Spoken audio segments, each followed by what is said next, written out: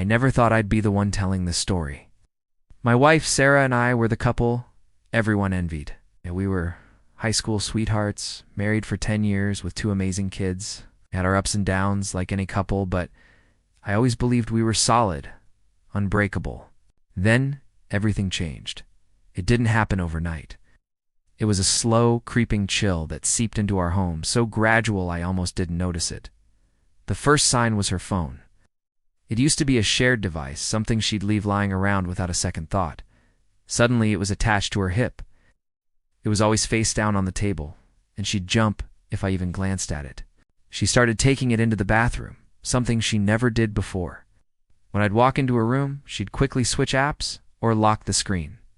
I'd ask who she was texting, and she'd just say, "Oh, just a friend from work," or "It's the mom's group chat." I wanted to believe her. I told myself I was being paranoid, that I needed to trust her more. But a small, nagging voice in the back of my mind kept telling me something was wrong. Then came the late nights at work. Sarah's a graphic designer, so deadlines can be demanding. But suddenly, a big project turned into 3 or 4 late nights a week. She'd come home exhausted, smelling faintly of coffee and something else. A cologne that wasn't mine. I remember one night she got home after midnight. I'd stayed up waiting for her, worried. She walked in, avoiding my eyes, and went straight to the shower. The distance between us felt like a physical chasm.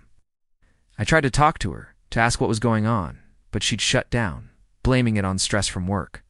She'd say I was adding to her pressure, that I needed to be more supportive. And like a fool, I backed off. The emotional distance grew wider. Our conversations became purely functional about bills, groceries, and the kids' schedules. Laughter, the inside jokes, the late-night talks that used to be the foundation of our relationship, they all vanished. She stopped sharing her day with me. When I'd ask how her day was, I'd get a one-word answer: fine. It felt like I was living with a roommate, not the love of my life. She was physically present, but her heart, her mind, they were somewhere else entirely. I felt incredibly lonely, even when she was sitting right next to me on the couch. The final, undeniable proof came on a Tuesday afternoon. It was my day off, and I was cleaning out the car.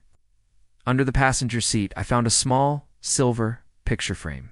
It wasn't one of ours. My heart hammered against my ribs as I picked it up. Inside was a picture of Sarah, smiling brightly, her arm linked with another man's. It was one of her colleagues, Mark. I'd met him a few times at company parties. They were at a coffee shop, leaning into each other, looking so incredibly happy, so comfortable. It was a look she hadn't given me in years.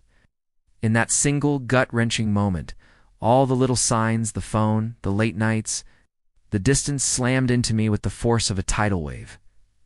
It wasn't just paranoia, it was real. That picture was the moment the denial shattered. It wasn't about a physical act, it was about the intimacy, the connection, the emotional energy she was pouring into someone else's energy that once belonged to me, to our family. My wife was having an emotional affair. The life I thought we had was a lie. I walked back into the empty house, the picture frame cold in my hand, and I knew nothing would ever be the same again. Confronting this truth was the hardest thing I've ever had to do. But it was also the first step toward figuring out what comes next. It's a painful journey, but one I have to take. Thanks for listening to my story. If you've been through something similar, know that you're not alone. Don't forget to like and subscribe for more stories.